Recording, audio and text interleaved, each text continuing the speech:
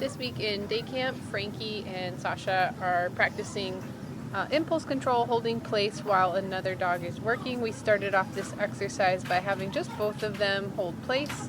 They're still learning just the verbal cue for place, so we're taking the time to make sure we say the cue and give them about 1.5 seconds to respond before we use leash pressure to help get them onto the bed versus using food, which we started off using. So these guys should be hearing their cue and then feeling leash pressure if they don't respond within 1.5 seconds.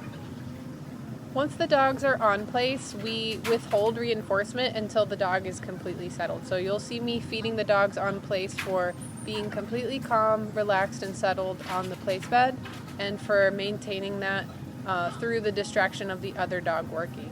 So you'll see in this example, I'm working on implied stays with Frankie in his sit, while Sasha is coping with him working. I'm periodically walking over and rewarding her as long as she's calm and relaxed.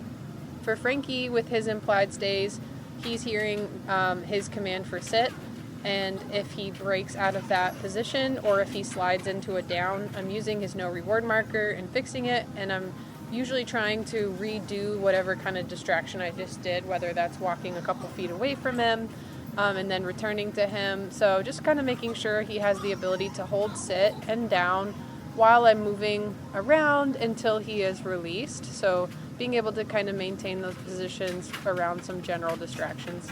And then here obviously we've switched places. Frankie's now holding place and he's getting periodically rewarded as long as he's calm and settled on place, and periodically for tolerating the distraction of the other dog working. Sasha's practicing her commands, which are in check. So I think at one point I was struggling to remember the word for down, but we got it.